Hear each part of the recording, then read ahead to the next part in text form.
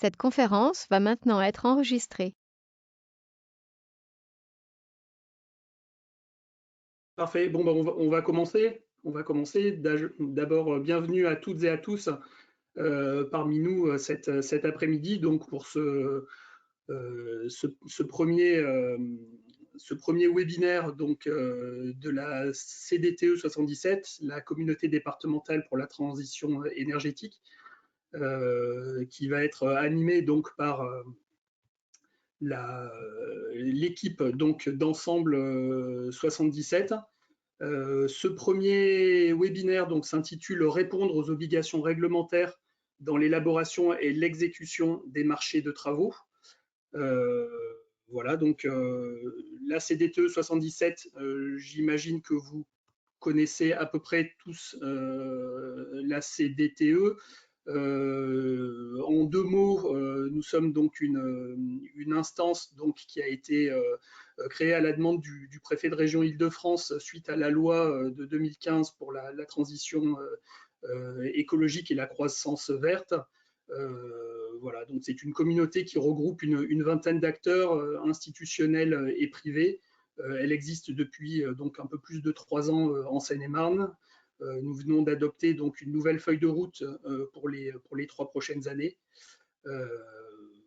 Voilà, et on a décidé donc, notamment suite à la pandémie de Covid-19 et à l'impossibilité d'organiser de nouveaux événements donc en présentiel, de lancer une série de webinaires. Donc le premier aujourd'hui, et nous aurons donc un deuxième webinaire qui est d'ores et déjà programmé le 10 juin prochain à 14h30 et qui portera sur les questions de méthanisation et notamment d'acceptation du public par rapport à ces installations d'unités de méthanisation.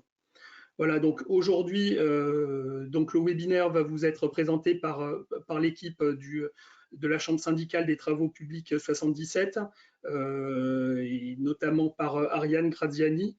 Avant de commencer, je voulais remercier donc le SDESM et notamment Gwenine Yardin pour notamment les moyens techniques qui nous sont mis à disposition aujourd'hui. Et avant de passer la parole donc à Gwenine, je voulais juste vous préciser que de bien faire attention de garder vos micros éteints. Et puis que si vous voulez, si vous souhaitez donc poser des questions, vous pouvez le faire notamment via la petite bulle que vous avez donc en haut à droite de votre écran, le chat, la petite bulle chatée. Vous écrivez votre question et nous procéderons de temps en temps à une petite interruption dans la présentation pour pouvoir poser les questions, et je poserai les questions et le cas échéant, vous pourrez éventuellement préciser votre demande. Voilà, je ne serai pas beaucoup plus long. Gwenine, si tu as quelques précisions à apporter avant de passer la parole à Ariane. Bon, juste une petite précision par rapport à la CDTE, parce que tu as la modestie de ne pas le dire, mais les communautés départementales de la transition énergétique, il y en a plusieurs en Île-de-France, et celle de Seine-et-Marne fait partie des plus actives et des plus dynamiques. Donc merci à la DDT d'assurer l'animation entre nous, différents partenaires, et voilà, d'assurer ce dynamisme. Et puis sinon, d'un point de vue purement technique, je précise que je fermerai éventuellement des micros si voilà, s'il y a des bruits intempestifs qui émergeaient. Donc ne vous en formalisez pas, posez vos questions dans le chat, et éventuellement si on vous demande un complément, pensez à réactiver votre micro, parce que s'il est désactivé à distance par moi-même, je n'aurai pas la possibilité de le réactiver. Il faudra que ce soit vous qui le réactiviez. Voilà, tous vos onglets sont sur le bas de l'application, enfin quand vous voulez accéder au micro, c'est sur le bas de votre écran. Et maintenant, je laisse la parole à Ariane et à toute l'équipe qui nous ont préparé un formidable webinaire. Merci. Merci beaucoup à tous les deux pour cette belle présentation. Donc, je suis Ariane Graziani-Lichelet, je dirige la Chambre syndicale des travaux publics de Seine-et-Marne, mais aujourd'hui, c'est en fait une délégation, on va dire, d'Ensemble 77, que je coordonne depuis la création, qui intervient aujourd'hui, c'est-à-dire Ensemble 77. On va vous le présenter. C'est un partenariat, donc je vais laisser mes collègues se présenter déjà eux-mêmes avant qu'on commence. Bonjour, Patrice Quillou. Moi, je suis le directeur général de la société Routes et Chantiers Modernes, qui est membre de la Chambre syndicale électropublique 77 également. Bonjour, Laurent Andrieux, REMA Île-de-France, donc basé à Sourdin, laboratoire Chaussée, et j'accompagne Ensemble 77 depuis fin 2017. Et bonjour, je suis Dominique Ternier, je suis chef du service patrimoine à la direction des routes du conseil départemental. Donc je gère la programmation et le suivi des travaux d'entretien des routes. Et entre autres, je monte beaucoup de marchés avant de commande dans lesquels on a intégré des critères environnementaux. Voilà, alors soyez indulgents, je vais faire le partage, c'est des fois un peu compliqué pour moi, donc j'espère, hop, partager. Voilà, évidemment, ça n'a pas marché comme je voulais. Attendez, je recommence, ne m'en veuillez pas si j'arrive, parce que c'est toujours, comment ça se fait que j'arrive pas au bon résultat. Alors, souci, hop. Vous étiez partagé là, hein? Oui, mais j'avais un souci, non? Non, non, il ne veut pas le faire. La première aussi. Ah, ça devrait être mieux. Tout le monde voit bien? Ils ont ça à l'écran. D'accord. Vous voyez tous bien, donc? Oui, c'est bien. C'est bon. OK. On voit. Voilà, donc cette intervention émane d'Ensemble 77. Donc Ensemble 77, qu'est-ce que c'est? C'est un réseau de partenaires sans structure juridique qui a été créé en 1994 par des acteurs économiques du territoire de Seine-et-Marne autour d'une vision partagée des travaux publics. Donc on a d'abord été 3 ou 4 et puis progressivement, le groupe s'est étendu. Et donc aujourd'hui, il y a 11 membres, si je ne dis pas de sottises, dont vous voyez les logos ici. Et récemment, parmi les plus récents, donc la Fédération française du bâtiment nous a rejoint, de Est, en Seine-et-Marne, donc, nous a rejoint en particulier pour travailler ensemble sur la thématique qui nous intéresse aujourd'hui, c'est-à-dire de la transition écologique. Et la démarche ensemble est pilotée par la Chambre syndicale des travaux publics, en l'occurrence moi-même qui assure la coordination, puisqu'il faut quand même une entité qui porte un peu plus précisément les démarches administratives, on va dire. Attends, je voudrais faire, c'est ça, voilà. Donc, un petit point rapide, alors je ne m'attarderai pas, mais en tout état de cause, on mettra sur le site internet d'Ensemble un petit récapitulatif réglementaire et des documents adossés de façon à ce que vous puissiez vous y référer. Donc, déjà, un petit panorama du contexte réglementaire. Il y a bien évidemment le Code de l'environnement qui a été qui est mis à jour régulièrement au gré des diverses autres dispositions réglementaires.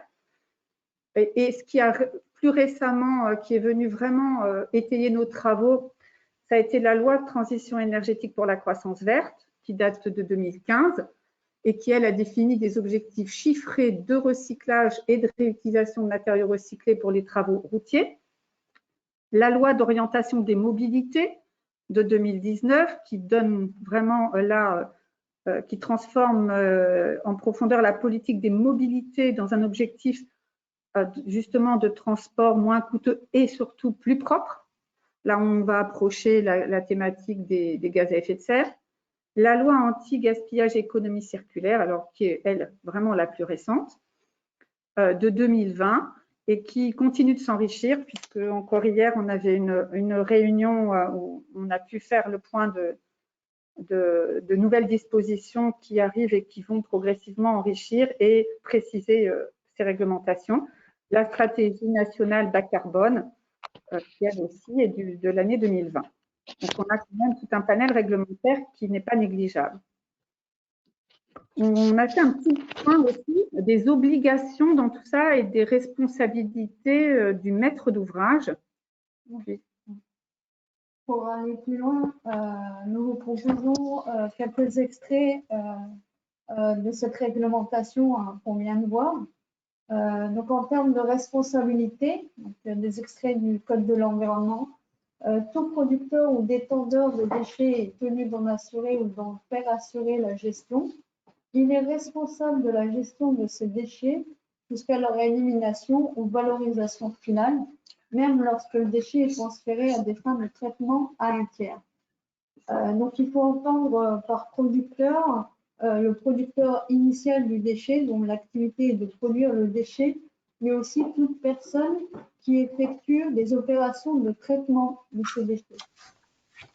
Et détendeur, donc le producteur de déchets, mais aussi toute personne en possession des déchets. Donc un autre extrait du Code de l'environnement, donc les frais résultant des mesures de prévention, de réduction de la pollution et de lutte contre celle-ci doivent être supportés par le pollueur. Ensuite, une autre notion sur la traçabilité, donc toujours sur dans le Code de l'environnement. Toute personne valorisant des déchets doit être en mesure de justifier auprès des autorités compétentes de la nature des déchets et de l'utilisation de ces déchets, dans un but de valorisation et non pas d'élimination. Ce sont les principes fondamentaux qui vont guider les actions qu'on va évoquer ensuite. Tu peux passer là. Ah oui, excuse-moi.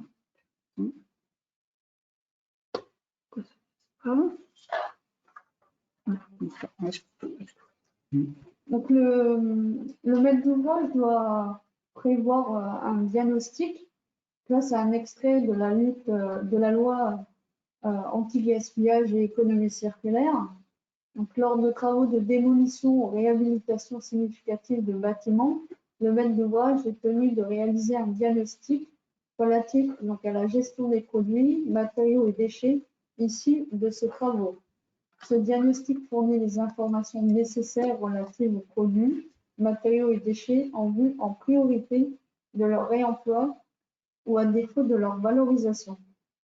Donc, ce diagnostic permet d'anticiper la partie opérationnelle du chantier. Pour entendre par diagnostic, ce n'est pas qu'un simple inventaire, mais permet de déterminer vraiment l'organisation, la réorientation de ce déchet.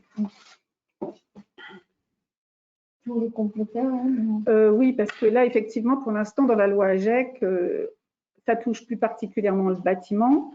On a vu hier dans une réunion à laquelle que pilotait Vincent Grosny, qui est parmi nous, qu'il y a des évolutions. La FNTP nous a présenté des évolutions. Et effectivement, parmi ces évolutions, il y a un texte qui précise la notion de devis de chantier. Et en fait, cette notion-là, elle s'élargit aux travaux publics progressivement, en tout cas pour tout ce qui est proche du bâti, même si la notion aujourd'hui n'est pas encore très précise. En tous les cas, la notion diagnostic s'étend, puisqu'on parle d'estimation en amont de quantité des déchets générés, de modalités d'expression des modalités de gestion et d'estimation des coûts. Donc, on est bien là dans une notion d'appréciation en amont de la nature, de la quantité, des déchets qui peuvent être produits, des filières qui peuvent être utilisées, des modalités de gestion et des coûts.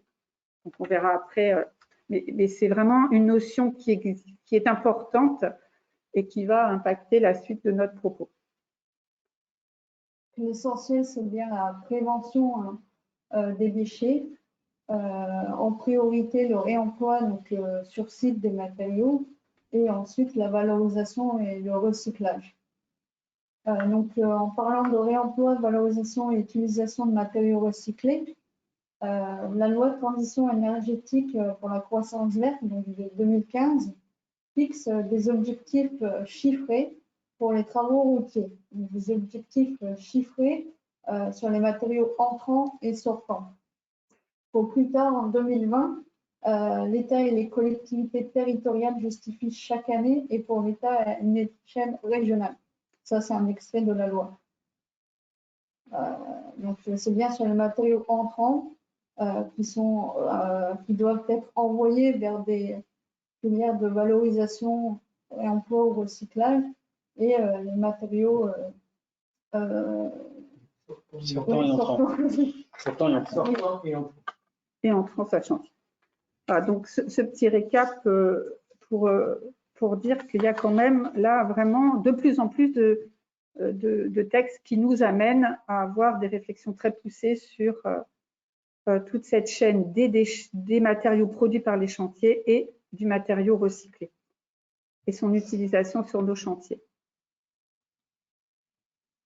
Donc, on a aussi un peu fait l'inventaire des outils, enfin, ce que nous, on a appelé les outils à disposition du maître d'ouvrage, c'est-à-dire par rapport à cette réglementation, qu'est-ce qui peut appuyer le maître d'ouvrage pour aider le maître d'ouvrage à mettre en œuvre ces préconisations-là. Donc, effectivement, il y a déjà des préconisations d'édictées, par exemple, dans l'agenda 2030 de l'ONU, avec ce qu'on appelle les ODD. Parmi les ODD, j'en ai sorti 3 parce qu'ils étaient plus précisément sur les thématiques qu'on vient d'évoquer, donc la promotion de l'économie circulaire, la prévention des déchets et la réduction du gaspillage qui, elle, va donc vers le recyclage et évidemment l'utilisation des matériaux recyclés, la réduction de l'impact climatique énergétique, la gestion de l'eau et la pollution de l'air, qui est tout à fait connexe, je veux dire, pardon, et la protection de la biodiversité qui fait aussi partie de la démarche globalement. Donc, on a des outils qui accompagnent aussi le maître d'ouvrage, en particulier le code de la commande publique, puisque le code de la commande publique, si je prends, là j'ai sorti un extrait d'un texte de la DAJ d'octobre 2020, récent, je mettrai les textes à disposition. Donc, la commande publique est bien reconnue comme un levier pour le développement durable. S'entend développement durable, ce n'est pas que la transition écologique, mais donc c'est les aspects économiques, sociaux et environnementaux qui sont à la disposition des acheteurs pour favoriser les pratiques et les prestations plus vertueuses. Donc, tout en préservant l'accessibilité des marchés publics aux TPE et aux PME. Et donc là, il y a bien dans la commande publique une obligation des élus, faite aux élus de mettre en place des critères de développement durable, donc sur les 3 axes, économie, social et environnementaux.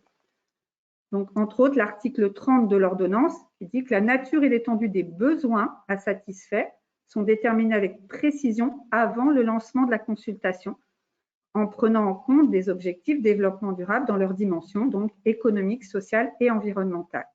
Ça, pour tous les types de contrats, indépendamment des seuils. Donc là, on est bien sur le fait que quand on va parler de développement, de transition écologique, il y a bien des outils qui permettent d'intégrer et même qui recommandent, voire obligent à intégrer des objectifs environnementaux dans les marchés de travaux. Donc ensuite, il y a évidemment, et ça vous le connaissez, les élus qui sont connectés mieux que moi, des tas d'outils, les SCOT, Agenda 21, PCAET, PREDEC, il y a des outils dans lesquels vous êtes extrêmement impliqués, qui ont aussi des exigences et qui permettent d'aborder des objectifs de développement durable. Comment intégrer des objectifs environnementaux dans les marchés de maîtrise d'œuvre et de travaux publics? Ensemble 77 propose une démarche dite schéma d'organisation environnementale, SOE, qui est un outil central et dont ses objectifs est de réduire donc, le plus possible les diverses nuisances engendrées par les chantiers, préserver les ressources naturelles, développer le recyclage et l'utilisation des matériaux alternatifs et respecter et mesurer les obligations définies par la loi sur la transition énergétique et pour la croissance verte. Donc, qui sont les objectifs chiffrés qu'on a vus tout à l'heure. Donc, on est bien sur les différentes obligations qu'on a listées. Attends, je vais juste compléter. Dans les nuisances, on entend les pollutions accidentelles qui peuvent se passer, on entend les poussières, on entend la diminution des GES. Voilà, et puis par exemple, l'intégration d'un chantier dans un milieu urbain. L'idée, c'est de travailler sur le moins d'impact possible du chantier sur l'environnement. Donc, cette démarche SEE, c'est une démarche qui permet au maître d'ouvrage de définir des critères environnementaux précis et quantifiés pour la réalisation de ces ouvrages. Donc, chaque réalisation d'ouvrage va faire l'objet d'un dossier de consultation, et dans ce dossier de consultation, on va définir des critères environnementaux. Maintenant, mais je pense qu'il y a une animation. Donc, la démarche aussi, elle permet d'imposer l'intégration de critères environnementaux dans les marchés de maîtrise d'œuvre. Quand l'élu, le maître d'ouvrage, va choisir un maître d'œuvre, il va imposer à son maître d'œuvre de prendre en compte cette démarche environnementale. Et puis, pour la collectivité, pour le maître d'ouvrage, cette démarche peut permettre de s'assurer du respect des engagements qui ont été pris par les entreprises au regard des critères environnementaux et de leur suivi précis et chiffré. On a mis des outils en place, on a contesté depuis un certain temps pour faire ce suivi. Donc, on va préparer donc, le dossier de consultation pour lancer une opération. Et excuse-moi.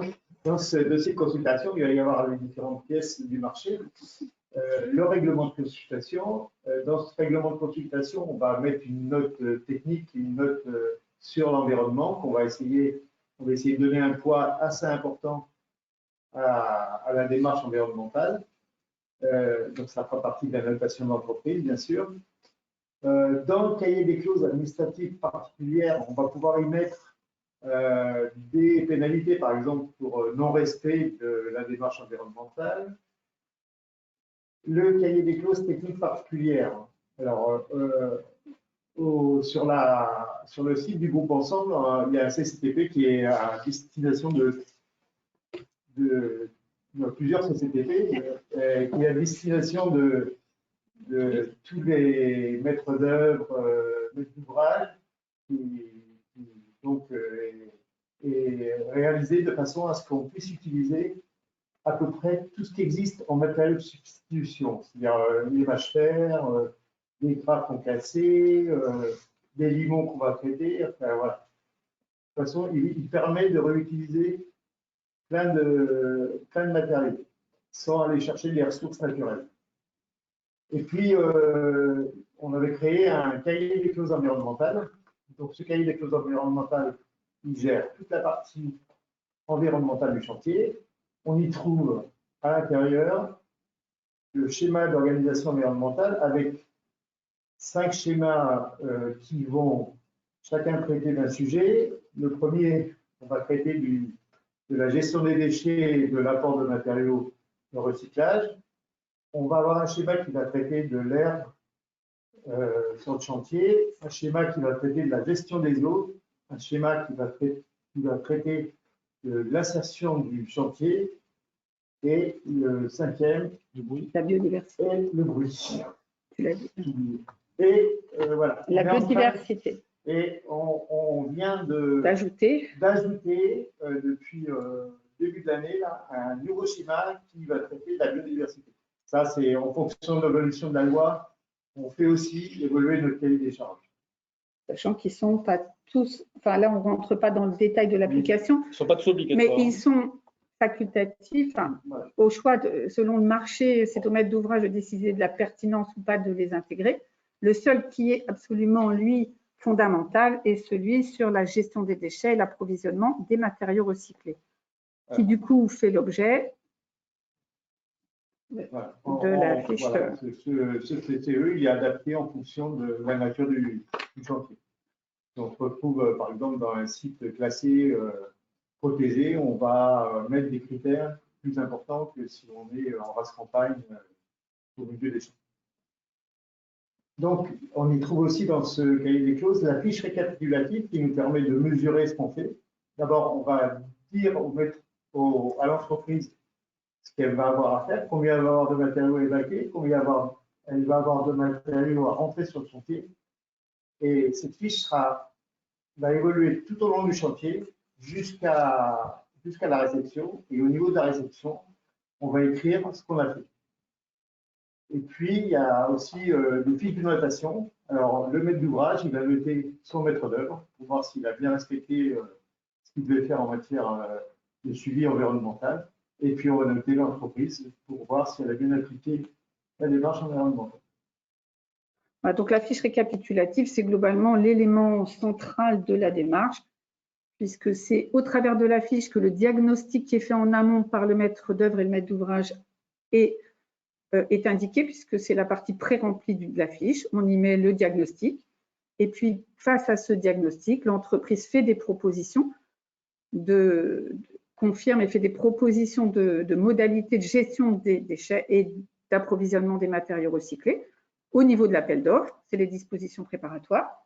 Et puis, quand l'appel d'offres est attribué en période de préparation, eh bien, c'est précisé et puis ça devient des dispositions spécifiques.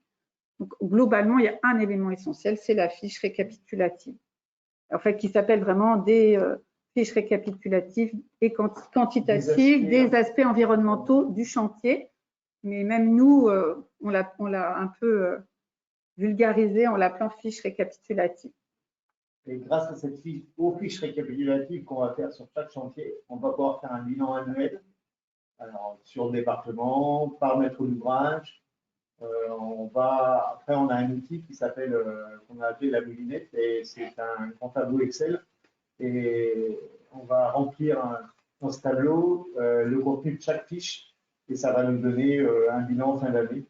Un bilan qu'on va pouvoir comparer d'une année sur l'autre et voir les évolutions qu'on a en matière par exemple, d'utilisation de matériaux de recyclage. Voilà, c'est l'outil de pilotage que l'élu utilise, le département l'utilise systématiquement pour tous ces chantiers routiers. Donc peut-être quelques réponses maintenant à des questions. On avait listé quelques questions qui nous sont posées régulièrement. On va vous en présenter 3 en particulier, mais vous en aurez peut-être d'autres auxquelles on aura, j'espère, des réponses.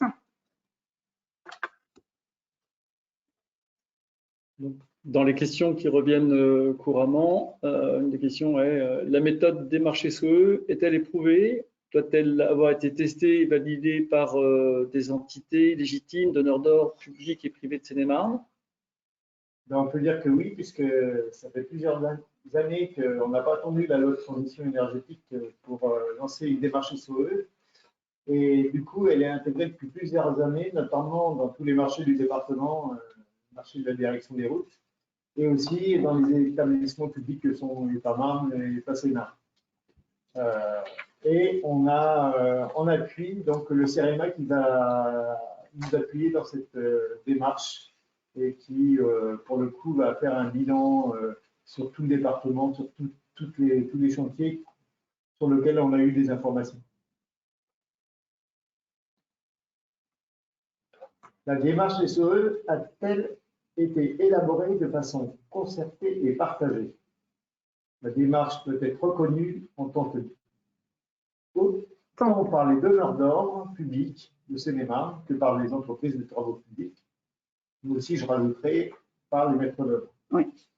Alors, la démarche SOE a été élaborée par le groupe Ensemble 77, composé des 12 entités qu'on a vues lors de la présentation au début du PowerPoint, qui sont les donneurs d'ordre, les grosses entreprises, les entreprises publiques et également avec les entreprises de travaux publics qui font partie de la CSTP et du groupe Ensemble 77, accompagné du CEREMA pour la partie technique.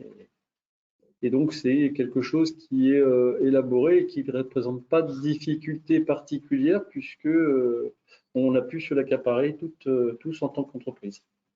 Complètement, oui.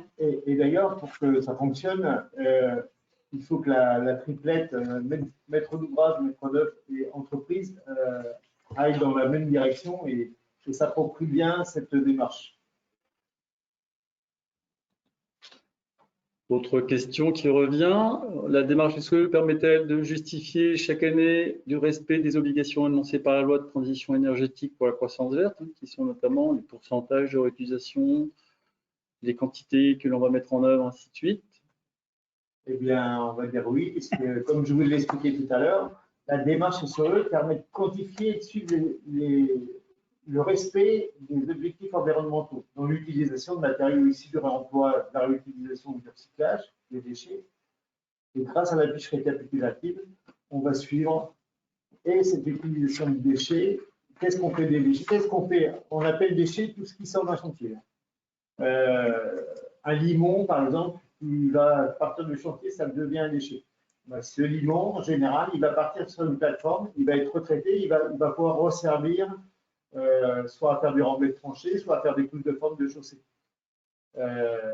On va aussi faire des enrobés. Donc, dans les enrobés, on va mettre des agrégats d'enrobés et on va pouvoir, grâce au bilan des fiches récapitulatives, on va pouvoir savoir dans l'année combien on a mis de pourcentage d'agrégats d'enrobés dans tous nos enrobés. Voilà, et tout ça pour pouvoir satisfaire aux exigences qui sont fixées annuellement dans la LTCV, dans l'article 79. Qui nous fixe des critères, soit par couche de roulement, couche de fondation, taux d'entrant ou taux de sortant revalorisé. Et la seule façon de pouvoir mesurer ça à l'échelle d'un maître d'ouvrage, d'une région, du département, c'est de pouvoir quantifier la totalité de ce qui a pu se passer sur le chantier. Donc c'est un petit peu la vie du chantier, l'historique du chantier par rapport aux matériaux sortants et aux matériaux approvisionnés, dans lesquels on fait bien le distinguo des matériaux nobles, naturels, par rapport aux matériaux qui ont été ou recyclés ou issus de revalorisation. Donc effectivement, il y a un certain nombre d'outils qui sont prévus pour faire fonctionner tout ça. Peut-être faire un arrêt, parce qu'on n'a pas pensé à le faire avant, on était parti dans notre débat passionné. Est-ce qu'il y a des questions, Marc, peut-être, qui sont arrivées depuis le début? Alors non, sur le chat, je n'ai pas de questions, mais peut-être que certains participants souhaitent poser leurs questions de vive voix, auquel cas je les invite à se manifester. Je voulais poser une première question. Est-ce qu'on a une idée du surcoût de la démarche? C'est un point qu'on avait prévu d'aborder vers la fin, mais je vais laisser Dominique répondre puisque c'est lui le maître d'ouvrage. Il saura mieux répondre à la question. Du surcoût de la démarche de la démarche, pas de matériaux recyclés, d'intégrer la démarche dans les appels d'offres, c'est ça? Les deux. C'est-à-dire les conséquences dans l'intégration dans l'appel d'offres et les conséquences ensuite par rapport au prix de passation de marché. Alors, oui, je peux prendre la parole. En ce qui concerne le suivi de la démarche, alors nous, moi au département, on a une maîtrise d'œuvre privée, donc pour nous, c'est pas quantifiable. Le maître d'œuvre privé qui va travailler sur un dossier, ça va lui demander un peu de temps. Donc, il est possible que sur sa prestation, il y ait une augmentation de 10 à 20% sur le prix de ses prestations.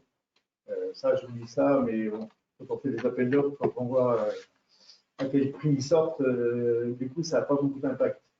Quant au prix du chantier, l'utilisation de matériaux de recyclage, on peut dire que c'est un coût zéro.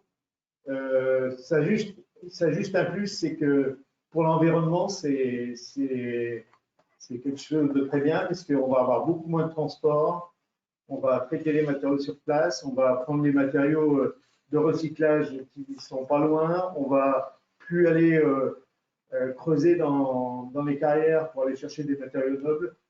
Voilà, donc ça a vraiment un très gros intérêt pour l'environnement. En sachant que ça, dans tous les cas, ça ne coûtera jamais plus cher. Ah oui, le matériau recyclé est moins cher, voire à coût égal avec le matériau naturel.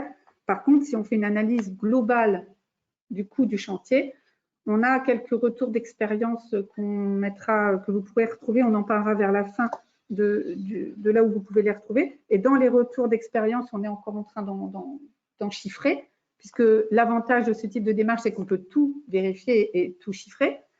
on est sur des coûts globaux qui sont inférieurs au coût du marché évalué initialement. Alors, si je peux dire un petit mot, effectivement, on va être le prix du matériau recyclé. Il ne faut pas penser que c'est la moitié du prix d'un matériau noble parce qu'il y a le coût du traitement, il y a beaucoup de choses qui s'ajoutent dessus. Néanmoins, ce n'est pas un produit qui va être donc plus cher. Par contre, ce que vous allez gagner, c'est qu'on va être sur des circuits courts, donc on est avec des transports qui sont moins longs, donc il y a un gain sur la partie transport, il y a un gain notamment sur les GES émis lors de ces transports. Et puis, demander aux entreprises de réfléchir à revaloriser les déchets sortant du chantier pour les faire sortir ensuite du statut de déchets et les revaloriser. C'est aussi un cercle vertueux qui s'inscrit justement dans ce qu'on est en train de vivre dans le développement durable. Et on peut arriver, puisque moi je suis du côté entreprise, on a déjà sorti des fiches récapitulatives où on est à 100% de matériaux sortant du chantier qui sont totalement revalorisés et on arrive même sur certaines opérations, sans parler des matériaux de chaussée puisqu'on est limité à 20 et 30 sur les produits hydrocarbonés, mais on arrive sur les couches de fondation, couches de base à alimenter avec 100% de matériaux recyclés. Donc dans ces conditions, on peut dire qu'on répond totalement à 200% aux demandes de la LTCV qui nous fixe des objectifs à minima et qu'il est donc possible d'obtenir et de réussir à obtenir sur une moyenne annuelle. Parce qu'il y a des fois où on a vu justement avec Dominique que dans certaines natures de marché, il n'est pas possible de faire mieux que ce qui est prévu. Quand on fait que des enrobés, on ne peut pas aller à 60% de matériel recyclage. On avait un exemple de chantier avec des îlots, voilà, on ne pouvait pas faire autrement. Mais la plupart du temps, on arrive à rentrer dans les clous des exigences qui nous sont demandées et faire même mieux sur les parties sortant et entrant. Et je dirais que ça apporte quand même une moins-value pour le client final. On pourra, aujourd'hui, on est plus sur la genèse de la démarche et le cadre qui nous a amené, nous, à travailler sur des outils, pas sur la présentation des outils. On ne vous entend plus. Vous ne nous entendez plus? Vous nous entendez là ou pas? Oui. Moi, je vous entends pas. C'est revenu à l'instant là. Ah, pardon. Je disais qu'aujourd'hui… Oui, ça vient de revenir, oui. Voilà, on évoquait le cadre le contexte et la démarche dans sa dynamique d'intégration d'objectifs environnementaux. On n'abordera pas aujourd'hui les outils, mais on a un panel d'outils qui permet de bien faire fonctionner, mesurer. Et du coup, on a aussi des retours d'expérience qui seront mis à votre disposition, qui vont pouvoir mieux répondre à votre question. En tous les cas, ça fait le lien avec la diapo suivante et surtout quand on parlait vous demandiez quels étaient les surcoûts. Il y a, par contre, Dominique le disait pas forcément, mais nous on l'avait listé dans cette petite liste de freins ou de leviers, c'est qu'il faut quand même quelqu'un pour le gérer. C'est-à-dire que forcément, il faut qu'il y ait quelqu'un qui collecte les données et qui soit aussi en amont l'interlocuteur de la maîtrise d'œuvre, puisque ça passe par la maîtrise d'œuvre. Il faut donc d'abord penser qu'il faut intégrer cette démarche dans les contrats de maîtrise d'œuvre. Entre parenthèses, comme l'évoquait tout à l'heure Dominique, il faut aussi rémunérer les maîtres d'œuvre pour le faire. Je referme la parenthèse.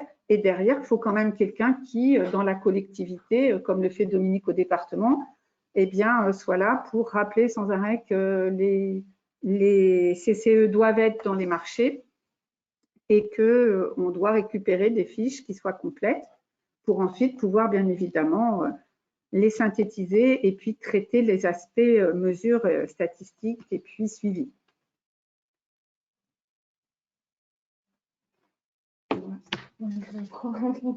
Ariane, on a dit pas mal de choses. Il faut effectuer aussi un inventaire des déchets et matériaux avant travaux. C'est la base de la démarche SE à intégrer dans les pièces de marché. Il s'agit de pré-remplir cette fameuse fiche récapitulative l'utilisation de matériaux recyclés en apport doit être une règle de base. L'approvisionnement de matériaux biologiques naturels doit être spécifiquement justifié par le maître d'œuvre. C'est ce qu'on évoquait tout à l'heure, c'est ce que permettent les CCTP. Peut-être qu'ils ont été revus. C'est vrai qu'on n'a pas forcément, nous, du coup, le réflexe sur le groupe de travailler sur la base de variantes. Les variantes, c'est fait pour des apports techniques importants. Le fait d'utiliser des matériaux recyclés, ça fait partie des règles de base et ça ne justifie pas le fait de mettre en place, par exemple, une variante dans un marché. Là, par contre, il y a un vrai atout en termes de simplicité. Et du coup, le conseil départemental nous avait mis à disposition les CCTP qu'il avait, les a retravaillés, puis est venu les retravailler au sein du groupe ensemble. Donc là, c'est pour étayer le fait que c'est vraiment des démarches partagées. On a tous ensemble, pendant assez longtemps, retravaillé ces CCTP pour leur donner vraiment un sens par rapport à la démarche de transition écologique. Ariane, nous avons une petite question qui est arrivée. Vas-y. Une question de Monsieur Chariot, qui était en fait en termes de coûts. Alors bon, lui dit, pour faire un peu mauvais esprit, mais on voit un peu l'idée, est-ce que nous ne risquons pas d'arriver à un montant d'études très important par rapport au montant de travaux? Est-ce qu'on ne risque pas d'arriver à 40 000 € d'études pour 5 000 € de travaux? On voit un petit peu l'idée derrière cette question. Ah bah oui, on connaît Michel Chariot, alors on connaît son esprit. Non, parce qu'en termes d'études, ça ne change rien.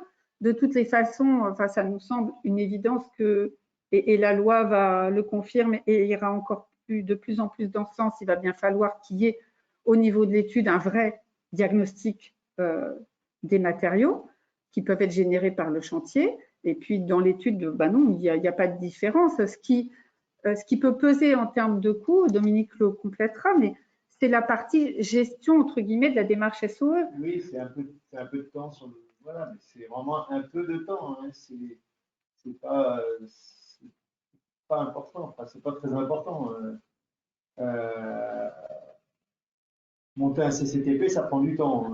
Écrire un CCE, quand on a compris comment ça fonctionne, c'est juste prendre le modèle et enlever ce qui va et mettre d'autres choses s'il y a des choses à apporter.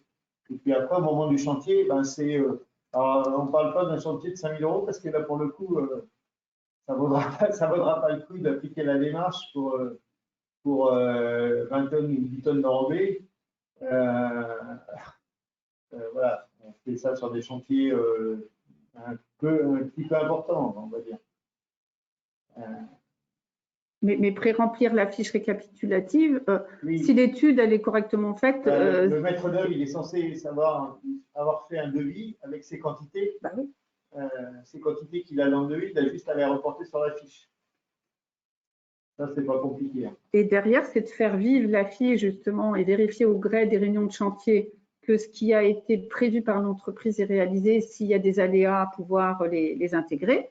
Et à la fin du chantier, de récupérer les justificatifs en face des actions qui ont été prévues par les entreprises, où sont allés les matériaux, tout ce qui est bordereau de suivi, tous les documents justificatifs, mais ça n'a rien de non plus extraordinaire.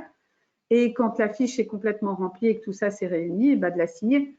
Donc, il n'y a pas un travail énorme et en tous les cas, ça ne justifiera jamais des sommes gigantesques. Aujourd'hui, en tout cas, des structures qui l'appliquent en dehors du département qui effectivement a une maîtrise d'œuvre interne, donc à moins la capacité de mesurer les coûts, on n'a pas de retour dans ce sens des établissements qui l'utilisent, en particulier des EHPAD. Merci Ariane. Peut-être une dernière petite question avant que vous repreniez votre propos. C'est une question du SDESM qui nous demande les CCE sont-ils spécifiques au marché voirie ou s'appliquent-ils aussi au marché de bâtiments? Alors, aujourd'hui, la démarche SOE, enfin schéma d'organisation environnementale, et le CCE qui est son outil, c'est vrai qu'on les a construits pour les marchés de travaux publics. D'abord, c'était la chambre syndicale, donc DTP qui a travaillé au sein du groupe Ensemble sur ces outils. Donc, c'était TP. Ils sont utilisés au demeurant, par exemple, peut-être moins d'ailleurs dans ce domaine par le conseil départemental que par les EPA, mais ils sont utilisés pour d'autres marchés, des marchés d'assainissement, des marchés même de paysage, beaucoup. Mais par contre, pour ce qui est des marchés de bâtiments, c'est une réflexion qui commence à poindre. On l'a évoqué, on a commencé à y travailler au sein du conseil stratégique, des groupes de travail que le département avait mis en œuvre. Et il y a des représentants, enfin il y a à minima Damien, un architecte qui, excuse-moi Damien parce que je ne me souviens plus du nom de ton cabinet, mais je sais que Damien Salvatore était parmi nous, en tout cas connecté tout à l'heure, et faisait partie de ce groupe de travail. La Fédération française du bâtiment Île-de-France, comme je disais, a rejoint le groupe Ensemble pour pouvoir avancer sur ces sujets, mais on n'est qu'au début. Et là, c'est plus, voilà, c'est vraiment dans les projets. En tous les cas, c'est une volonté du département que de pouvoir intégrer la démarche SOE à ces marchés de bâtiments. Maintenant, on n'en est qu'au balbutiement pour l'instant. Pour les quelques réflexions qu'on s'est fait, c'est qu'en bâtiment, il y a énormément de matériaux différents. Donc, quand il faut les repérer au moment de l'appel d'offres, quand il faut les quantifier, voilà, c'est moins facile que sur une chaussée ou une voie nouvelle qui est dans des champs. Voilà, c'est un peu plus compliqué. Ce sera sûrement un peu plus compliqué à suivre. Intervenir éventuellement. Pardon, les objectifs de la loi de transition énergétique, ils ne s'appliquent qu'aux chantiers de travaux publics. Ceux de la loi de transition énergétique. Voilà. Au demeurant, dans le PREDEC, la région a intégré ces objectifs-là chiffrés de façon globale, parce que les objectifs pour le bâtiment sont évidemment aussi très importants. Et on voit bien que par la loi AGEC, d'ailleurs, on parlait tout à l'heure du diagnostic de certains aspects de la loi qui, eux, de toute façon, ciblent précisément le bâtiment avant de s'élargir au TP. Donc, il y a une vraie nécessité, mais effectivement, c'est complexe. Et l'idée de la méthode de travail, ça sera de travailler par lot pour essayer de mieux cerner les filières. La nature des déchets les déchets sont de nature beaucoup plus importante, beaucoup plus complexe. Et il y a inversement beaucoup moins de matériaux recyclés qui existent dans le bâtiment pour permettre de répondre à la partie matériaux entrants. Donc, ça va demander du travail, mais en tous les cas, ça fait partie des volontés des différents acteurs et ça se fera. Merci Ariane. Je vois que M. Fressinet, donc pour la FFB 77, pourrait compléter sur ces aspects bâtiments. Et après, nous aurons, s'il le souhaite, M. Salvatore par rapport à ce que tu disais, Ariane, un petit peu plus tôt. M. Fressinet, je vous laisse la parole. Oui, merci monsieur. Bonjour à tous. Merci pour toutes ces présentations. Tout ce qui a été dit est exact, effectivement.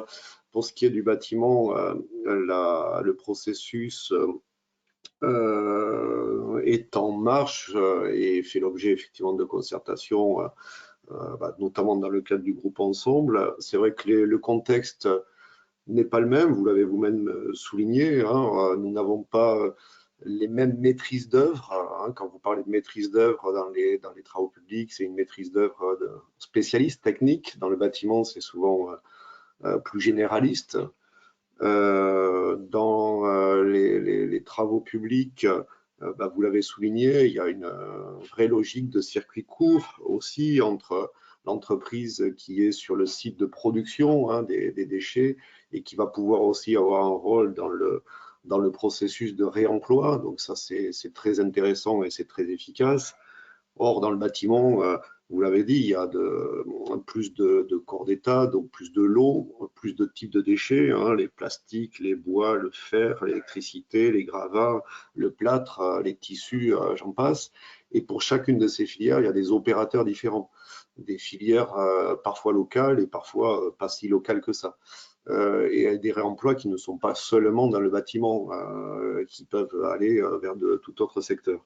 Donc c'est vrai que les processus sont pas faciles à transposer, mais il y en aura, notamment dans le gros œuvre, et le réemploi des gravats où les choses sont sans doute tout à fait pourront s'inspirer de ce qui a été mis dans le domaine des travaux publics. Je dirais, alors, vous avez dit qu'il y a plus de déchets dans le bâtiment. Non, il y en a 3 fois moins, mais par contre, ils sont plus disséminés. Allez, il y a beaucoup plus de types de déchets. En volume, c'est moins, mais en quantité, en nombre, effectivement, ou en qualité, je dirais, c'est beaucoup plus. Donc, c'est une des difficultés en la matière qui fait l'objet de travaux de la part de notre fédération avec l'ADEME au niveau national pour des évaluations, pour des expérimentations de quantification et de réemploi.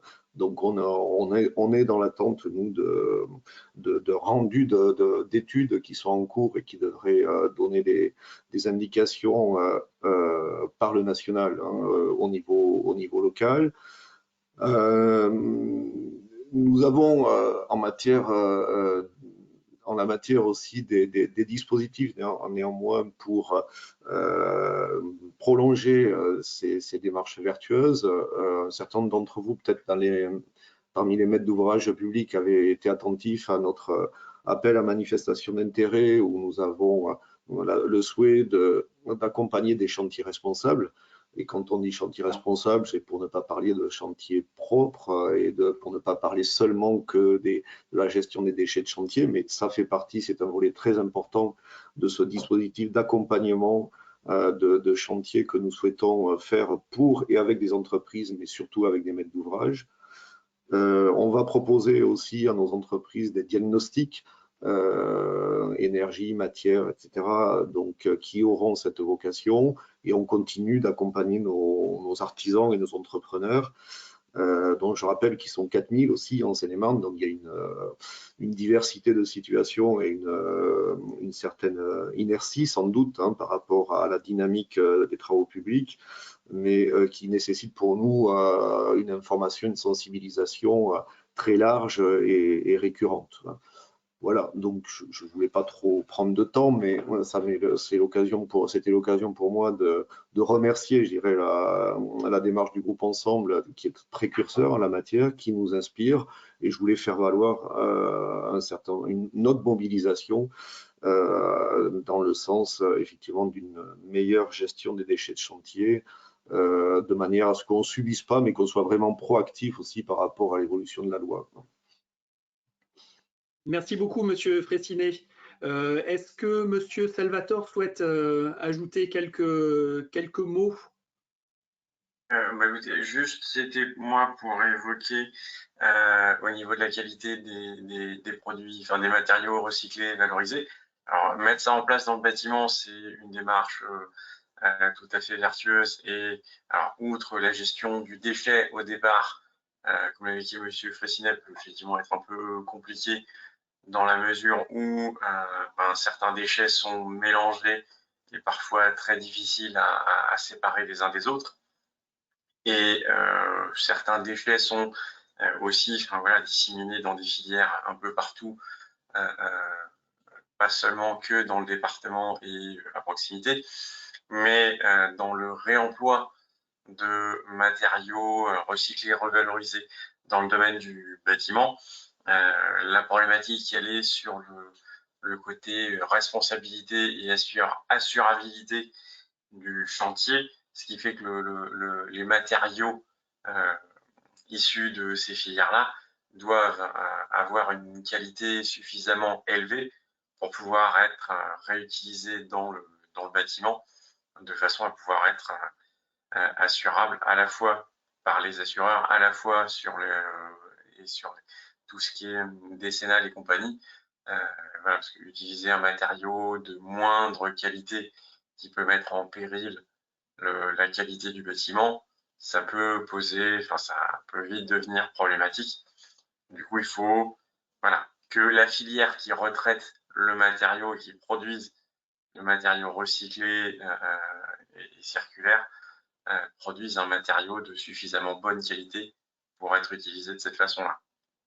Voilà, merci. Merci, Monsieur Salvatore. Ariane, j'avais une question également de Monsieur Guillaume Cazoran qui vous demandait: ne pourrait-on pas concevoir dorénavant des process dématérialisés et si possible optimisés? Des process de quoi? Peut-être Monsieur peut-il prendre la parole, ça sera plus facile. Monsieur Cazoran, si vous souhaitez préciser.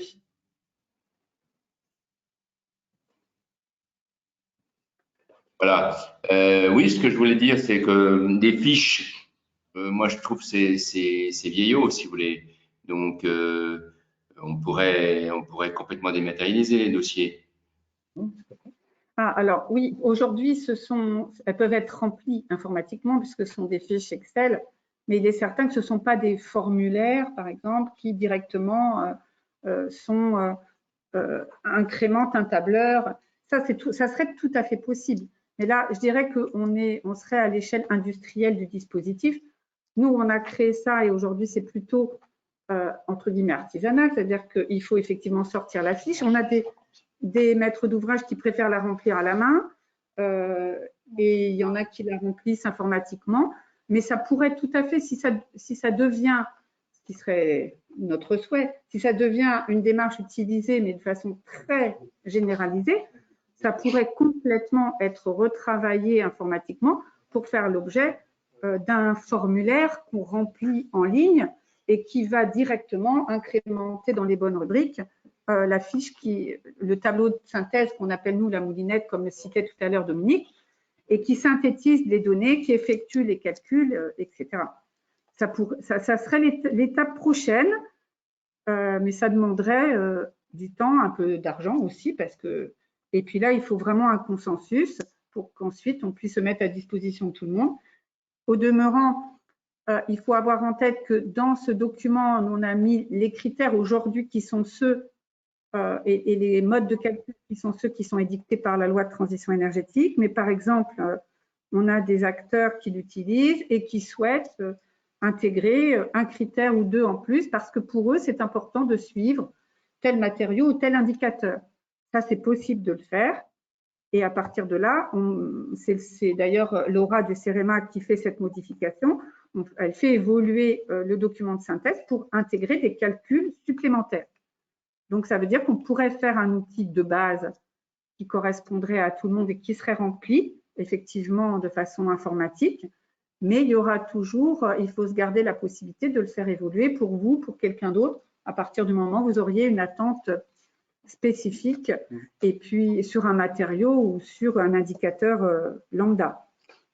Moi, je dirais juste un petit truc, c'est que si, par exemple, cet outil était sur une plateforme, le risque, c'est que, ce qui est une super idée hein, d'ailleurs, le risque, c'est la vérification parce que de temps en temps, quand on prend les fiches, on est quand même les gens qui remplissent la fameuse moulinette sont quand même de temps en temps obligés de vérifier un petit peu ce qui est écrit et ou de le décoder ou de le corriger. Bon, ça paraît simple au demeurant, mais il y a l'unité qui est la référence, c'est la tonne, parce que de temps en temps, vous avez des mètres linéaires, vous avez des mètres carrés, vous avez des mètres cubes, on a des tonnes, donc il faut que les gens se mettent d'accord sur la densité, il faut qu'on soit d'accord sur les métrés, et ça sous-entend quand même qu'il y a une part de vérification de la fiche technique faite par l'entreprise, remise au maître d'œuvre, et qu'elle soit faite un petit peu contradictoire, donc plutôt que sur une plateforme, c'est un petit peu compliqué.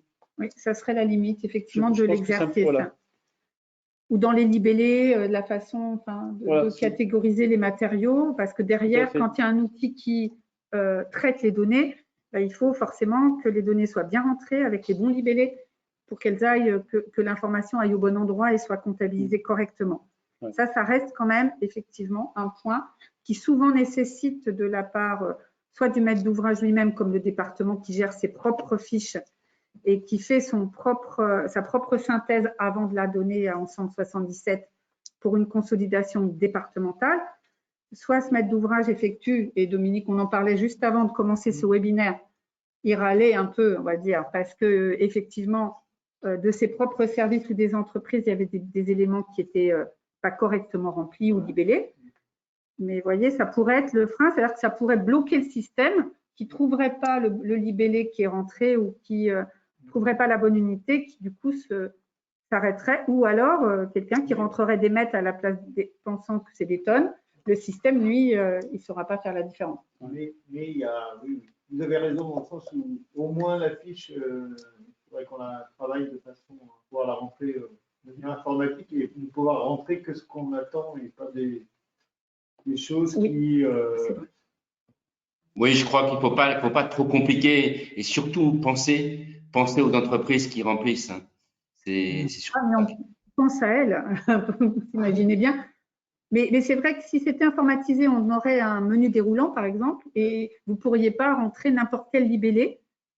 Et du coup, votre idée permettrait, par exemple, de cadrer davantage ce qui nous pose souvent problème, les libellés. Ah oui, évidemment. Ça, je suis d'accord avec vous. Là. Après, ça serait juste les unités qui seraient alors là, si vous rentrez 100, mais que vous rentrez 100 en pensant 100 mètres linéaires, alors que pour la machine, c'est 100 tonnes, effectivement, c'est là où il pourrait y avoir des erreurs qu'on aurait beaucoup de mal ensuite à les détecter. Donc même, il faudrait des flashs au moins qui rappellent les unités à chaque fois. C'est vraiment le truc qui pose problème. Oui, bonjour. Je travaille pour le département des Hauts-de-Seine et justement, on est en train de tester avec une entreprise la création et un peu la mise en place d'une application et on le teste sur un chantier actuellement, donc aussi avec une entreprise de travaux publics. Et cette application, en fait, elle permet de rentrer les fiches matériaux qui sont prévues au bordereau des prix, avec les fiches qui sont validées par les chargés de travaux. Et comme ça nous permet de caractériser les matériaux avec leur taux. Par exemple, pour les enrobés, on a directement leur taux, le taux d'agrégat qui est pré-rempli. Voilà, en remplissant aussi, comme vous disiez, les unités si c'est nécessaire. Par exemple, la terre végétale, c'est souvent en mètres cubes ou en tonnage pour les autres matériaux. Et donc justement, on a essayé de travailler sur cet outil parce qu'on avait des problèmes pour faire remonter toutes les informations pour faciliter le travail un peu de collecte auprès des entreprises sur le terrain. Et bon voilà, c'est encore un travail en cours, mais c'est plutôt intéressant en fait. C'est vous qui avez écrit au conseil départemental de Seine-et-Marne? Oui, c'est ça. Bah, j'écris un peu à tout le monde, voilà, à pas mal de monde. Je vous contacterai. Oui, voilà. On a parlé de avant la réunion. On parlait à Ariane tout à l'heure, il y a le conseil général des Hauts-de-Seine qui nous a contactés. Voilà. C'est vrai que ça serait l'avantage d'informatiser le système. Bon, il fallait déjà qu'on l'utilise et qu'on puisse vraiment le roder.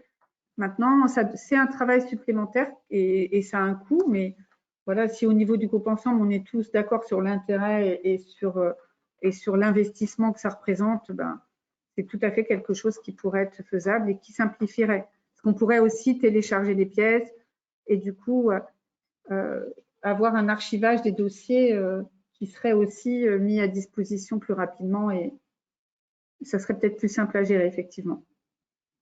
Oui, et puis l'entreprise avec laquelle on travaille, elle est en train de mettre en place, de continuer à développer là, son application. Ça permettrait aussi une reconnaissance des documents scannés, en fait, des bons de livraison.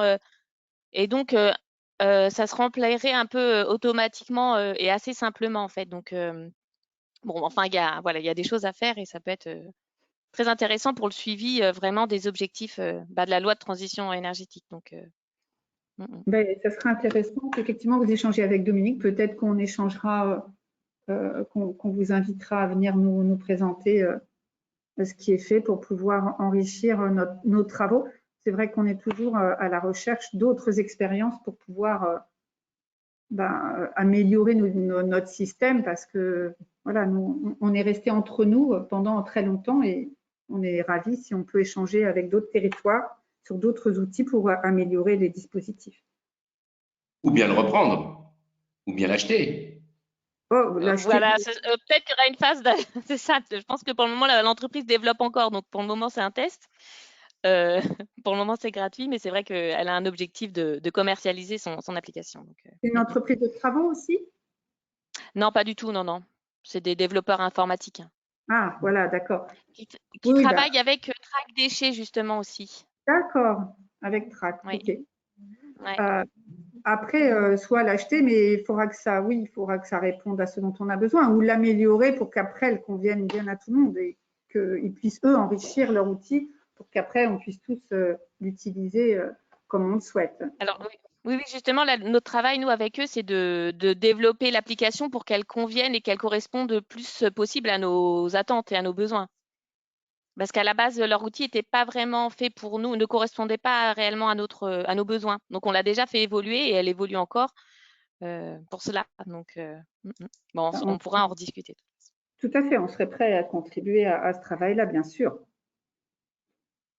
Merci beaucoup, Madame Bellé. Ariane, j'ai deux petites questions de Monsieur Chariot, qui nous précisait donc que dans les petites communes, bien souvent, il n'y a pas de maître d'œuvre. Donc, est-ce que les entreprises vont d'elles-mêmes appliquer la démarche? Et une deuxième question qui, elle, portait plus sur les fiches. Qui va vérifier et valider les fiches remplies et est-ce qu'il y a des sanctions de prévues? Alors, déjà, pour l'entreprise, la démarche, elle est basée sur le diagnostic, c'est-à-dire il faut qu'il y ait de toute façon une démarche volontaire du maître d'ouvrage pour que derrière, il y ait ce type d'action qui se mette en œuvre.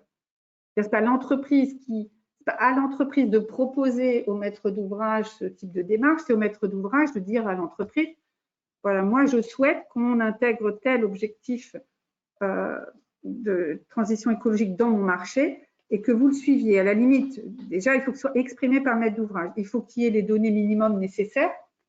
Après, on pourrait imaginer que l'entreprise, du coup, propose en réponse à cette demande-là d'une collectivité qui n'a pas de maître d'œuvre, propose en réponse à ces éléments la suite de la démarche telle qu'on vient de l'évoquer. Mais à minima, il faut qu'il y ait les bases pour travailler. Et de toute façon, c'est le maître d'ouvrage qui a une volonté d'intégrer, par exemple, des matériaux recyclés sur son marché. Si dans le marché, on lui demande à l'entreprise du sable ou de la grave naturelle, il va exécuter le marché comme on lui demande de l'exécuter. Il faut là que ce soit une vraie démarche du maître d'ouvrage, même si dans l'application, l'entreprise peut avoir un rôle ensuite pour la mettre en œuvre.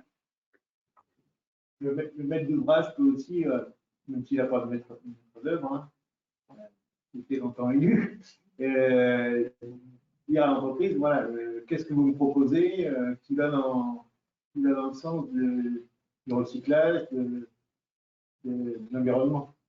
Voilà, ça peut être aussi toujours un critère de choix pour choisir une entreprise. Merci. Et pour les sanctions et le contrôle, là, franchement, il y a des documents qui sont adossés aux informations qui sont données par l'entreprise. Si elle intègre des matériaux qui viennent d'une plateforme de recyclage, il y a des documents de traçabilité. Pour tout, il y a des documents de traçabilité que l'entreprise doit fournir en justification au maître d'œuvre. Elle peut les fournir de la même façon en justification au maître d'ouvrage s'il n'a pas de maître d'œuvre. Après, des sanctions, il y a un suivi permanent. Oui, il peut y avoir pour ça, il faut qu'il y ait un marché. Ben oui. S'il y a un marché, il y a un maître d'œuvre. C'est parce qu'il y a un maître d'œuvre qui l'a préparé. Dans les communes, non, dans les plus petites communes, non. Quand on fait des consultations simples, on n'a pas de.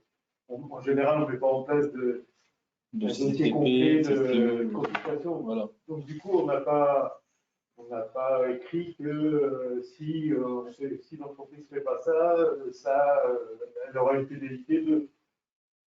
Parce qu'on n'a pas de document qui va bien. Mais au demeurant, c'est aussi pour ça qu'on a créé les fiches de notation et qu'on les a créées aussi pour les maîtres d'œuvre. C'était de façon à ce que le maître d'ouvrage puisse noter l'entreprise sur le respect de ses engagements et la qualité de ce qui a été fait. Et pareil pour le maître d'œuvre, ça permet derrière des sanctions, en tous les cas, de justifier du fait qu'on n'a pas envie de revoir une entreprise ou un maître d'œuvre à l'avenir, en tous les cas. Mais sinon, il y a des justificatifs classiques sur la nature des matériaux ou sur leur destination quand il s'agit de déchets. Ariane, il nous reste à peu près un quart d'heure, 15 minutes. Donc, si vous souhaitez… on a presque fini, sachant qu'on a déjà balayé finalement des points qu'on avait listés sur cette fiche. Il n'y a pas d'autres questions donc? Pas dans le chat. D'accord, ok. En tout état de cause, tout à l'heure, Damien Salvatore évoquait l'assurance, la qualité des matériaux, le fait qu'on s'assure que des matériaux recyclés ne puissent pas générer de désordre ultérieur. Ça, c'est quelque chose on l'avait listé dans les freins et les leviers parce que c'est des questions que nous posent beaucoup les maîtres d'œuvre. Et donc, on a mis à disposition sur le… Attendez, j'essaie de quelque chose, mais je ne suis pas super douée, visiblement. Si, c'est en train. Enfin, j'espère. Je voulais me connecter, vous montrer le site Internet d'Ensemble 77, mais le lien a l'air d'avoir du mal. Ça y est. Est-ce que vous voyez le… Il faut que tu bascules sur notre… Il faut que je fasse un bascule? Alors, comment ça? Attendez, excusez-moi. C'est là que je le fais? Voilà. Hop. Est-ce que vous voyez bien mon écran ou pas? Oui, on le voit. D'accord. Donc Oui, voilà, bon, pour répondre à cette question, qu'est-ce qu'il y a, Laura? Non, je pense qu'ils voient le reste. Je suis pas sûre qu'ils voient que la page internet. Vous voyez que la page internet ou vous avez des choses parasites par ailleurs? Il y a on a la un deuxième… présentation en fond. Ouais. Mais c'est pas très Là, grave. c'est bon? Hop. Non, ça ne veut pas. Oui, Bon, c'est mieux, en tous les cas, voilà, sur le site d'Ensemble 77, il y a effectivement donc des éléments d'explication sur la démarche SO. J'y passe. Là, je parle de l'aspect outils et vraiment la méthodologie pour mettre en œuvre la démarche qu'on a évoquée à l'instant. Il y a effectivement tous les documents qui composent la démarche que vous pouvez retrouver, que ce soit les CCTP par exemple. Je suis désolée, c'est des fois un petit peu lent, mais vous avez tous les CCTP qui sont mis à disposition, que d'ailleurs on va certainement retravailler prochainement. Vous avez aussi le CCE, la fiche récapitulative qu'on évoquait, les fiches de notation, un règlement de consultation type pour aider justement à intégrer dans les marchés des objectifs environnementaux, des guides. Et ce que je voulais vous montrer, c'était cet aspect-là, c'est-à-dire qu'on a recensé des guides techniques. On a recensé la réglementation qu'il faut encore que là j'enrichisse parce qu'il y a matière à le faire avec ce que j'ai pu présenter tout à l'heure, et des retours d'expérience qu'on commence seulement à incrémenter. Donc là, l'idée, c'est vraiment de fournir la documentation technique qui permet sur les matériaux recyclés, matériaux alternatifs ou les techniques de donner des gages de technique et de qualité si besoin en était pour les maîtres d'œuvre ou les maîtres d'ouvrage. Donc, vous pouvez trouver, je crois qu'il y a plus de 100 guides là en ce moment répartis sur les différentes thématiques. Voilà, je suis désolée. Du coup, avec ça fait un petit décalage. Donc, vous avez différents guides qui sont classés. Il y en a quand même un certain nombre par rubrique, on va dire, des guides d'un peu tout horizon. Et on commence seulement, donc vous n'en trouverez pas encore énormément, mais à restituer des retours d'expérience. Et en fait, là, vous pouvez retrouver des fiches. Et on parlait tout à l'heure d'économie globale. Là, c'est sur des chantiers réalisés, donc les chiffres sont réels. On va dire, c'est pas juste une vue de l'esprit. Je ne sais pas si vous voyez bien. Vous voyez bien toute la fiche? Parce que moi, j'ai un bandeau qui vient dessus, donc je ne peux pas me débarrasser. Mais... Non, c'est bien, c'est bien. C'est bien? OK. Et donc, on a réellement là chiffré par rapport au marché réalisé, vous voyez les gains ou pas sur les différentes rubriques qu'on liste régulièrement et qui font l'objet de mesures dans le cadre de la fiche. Alors voilà, par exemple, là, en consommation d'eau, bah là, c'était pas terrible puisqu'on a été en excès. Mais par contre, en coût global du chantier, on a été à moins 20%. En abaissement de température des enrobés, on a été à moins 30 degrés, etc. Et là, on va pouvoir commencer à mettre davantage de fiches de retour d'expérience sur les différents marchés qu'on a pu passer en intégrant la démarche pour qu'il y ait des éléments de référence plus précis. Et voilà, il y a d'autres éléments sur le site, mais je voulais surtout vous montrer ça. Alors, sachant que je vais essayer de rebasculer. Vous m'excusez parce qu'il y a des délais pour partager. Je ne suis pas super douée. Donc, voilà. Et puis, vous retrouvez les derniers guides qui sont rentrés toujours en amont. Mais pour terminer, hop, je vais repartir de là. À la fin, je vais devenir carrément douée, peut-être, en tout cas. Qu'est-ce que tu dis, Laurent? Non, c'est bon, Ariane. Ah, d'accord, mais moi, je ne le vois plus. C'est parfait, Ariane. Non, mais le problème, c'est que moi, je ne le vois plus par contre. Et je ne veux pas, il faut que je sorte de là. Là, hop. Ah non, mais il y a Laura qui est beaucoup plus douée que moi qui me. C'est la plus jeune aussi.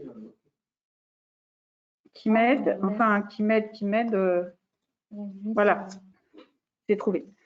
Donc, voilà, pour conclure notre propos, donc, je viens vous montrer où retrouver toutes les informations. Bon, ça a disparu. Voilà. Toutes les informations sur le site internet d'Ensemble, dont le guide qui est présenté là, qu'on va justement mettre à jour, parce qu'au niveau réglementaire, il y a des choses qui ont évolué, et même dans notre démarche qu'on a révisée il y a peu de temps, comme on vous disait, on a rajouté par exemple un schéma sur la biodiversité. En tous les cas, bon, voilà, je pense qu'on a nous terminé. Et ce qu'on vous propose, si vous le trouvez pertinent, ça serait une prochaine webinaire, mais là, du coup, sur vraiment comment s'articule, se met en œuvre, s'articule et la démarche schéma d'organisation environnementale et comment se déploient et s'utilisent les différents outils. Et c'est effectivement une très bonne idée, Ariane, pour un prochain webinaire. Est-ce qu'il y a quelques questions pour terminer? On a dit qu'on essayait de boucler à 16 heures, donc il nous reste 7 minutes. Et si vous le souhaitez, il y a un peu de temps pour des questions complémentaires. Et je vous invite à prendre la parole.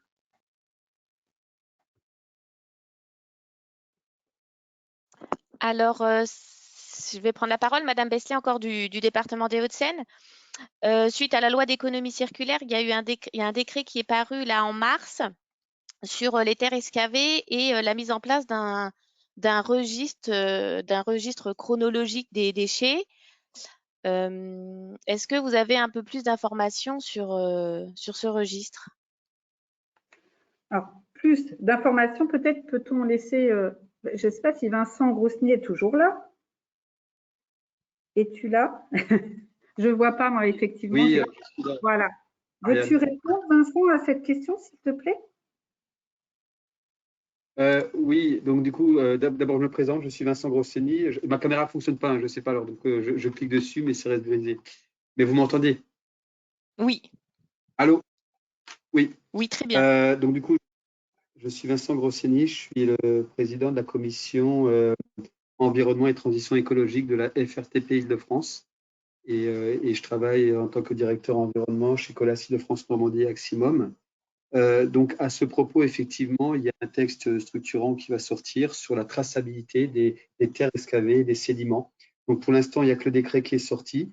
On attend avec impatience l'arrêté qui va un peu préciser cela. Mais concrètement, ce que l'on peut déjà en ressortir, c'est que la réglementation va préciser et vouloir que soit précisé par tous les acteurs de la chaîne d'élimination des déchets la traçabilité. C'est-à-dire que chaque acteur qui va gérer, qui va créer, gérer ou manipuler entre guillemets les déchets jusqu'à l'exutoire final devra renseigner un registre pour pouvoir reconnecter les choses et avoir une vraie traçabilité des terres excavées. Donc pour l'instant, on attend cet arrêté qui va préciser les choses et qui va préciser notamment ce que devra contenir chaque registre pour chacun des acteurs, c'est-à-dire l'entreprise qui va générer entre guillemets le déchet sur le chantier pour le compte du maître d'ouvrage, mais ça va être également le transporteur, ça va être les négociants en déchets et ça va être in fine l'exutoire ou la plateforme de transit de déchets, voire jusqu'à l'exutoire final. Et donc du coup, dans un premier temps, chaque entreprise devra, chaque acteur devra renseigner son registre et normalement en 2022 devrait y avoir un registre national qui va pour que chaque acteur puisse télédéclarer ces données-là dans ce registre. Et normalement, toutes les informations devraient se connecter et on devrait à ce moment-là voir facilement s'il y a des tonnes qui se perdent dans la chaîne d'élimination et si un déchet qui a été généré d'un côté sur un chantier finit incorrectement dans un exutoire de l'autre. D'accord, Donc très bien. l'arrêté, il est prévu d'être… Oui. L'arrêté est prévu d'être publié, je pense, avant fin du mois. Attention à la façon dont vous allez gérer ce dossier, hein, parce que là encore, ça peut être une usine à gaz. Hein. Attendez, moi je me fais le porte-parole de ce que je vois se poindre. Hein. Je gère pas cela, hein, on est bien d'accord. Moi, je suis à la FRTP. Je vous fais que part de ce qui va arriver, effectivement. Oui, mais il faut faire très attention, si vous voulez, dans tout ce qui est prévu à l'exécution, si vous voulez, parce que sinon, ça va dégoûter tous les gens dans le traitement. Il faut absolument que ce soit… Nous, en tant que FRTP, on essaye de faire en sorte que ce soit le plus pragmatique possible pour les entreprises, bien entendu, et pour tous les acteurs d'une manière générale qui sont amenés à gérer des déchets. Mais maintenant que je vous ai dit ça, attendons de voir l'arrêté. Et voilà. Oui, mais vous voyez, l'arrêté aurait dû, par exemple, on aurait dû faire une application en blockchain, là, par exemple, sur ce que vous venez de me dire, c'est typique de ce qu'on peut faire. Là, c'est très dommage que ça ne se lance pas en même temps, si vous voulez. Oui. On peut le déplorer, mais on n'est pas, malheureusement, notre fédération nationale est présente dans les discussions et la FRTP aussi, Île-de-France. Mais voilà, ensuite, on n'a plus la main. Comme disait Vincent, on attend les textes et on se devra les appliquer comme tout le monde.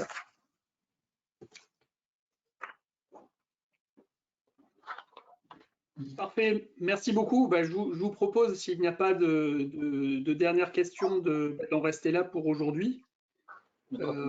En vous remerciant vraiment chaleureusement donc, toute l'équipe d'Ensemble 77 pour cette belle présentation, ce beau webinaire qui était le premier webinaire de la communauté départementale pour la transition énergétique de la Seine-et-Marne. Donc voilà, encore un grand merci. Ariane, si tu en es d'accord, on diffusera donc ta présentation, votre présentation aux participants du webinaire. Et donc pour du côté CDTE 77, on va vous donner rendez-vous pour ceux qui le souhaitent. Notre prochain webinaire qui est prévu donc le 10 juin prochain à 14h30 vous recevrez une invitation et qui sera sur un thème complètement différent puisqu'il portera sur la question de l'acceptabilité autour des projets d'unité de méthanisation en Seine-et-Marne. Voilà, et merci encore au SDES, mais également à Gwenine pour nous avoir mis à disposition donc, ces moyens techniques, cette plateforme d'échange. Et je vous souhaite une très bonne fin de journée à tous et je vous dis à bientôt. Merci beaucoup, à bientôt. Bien, merci à tous. Au revoir. Merci Ariane. Oui, pareil, je t'embrasse. Au revoir tout le monde. Au revoir. Merci, au revoir.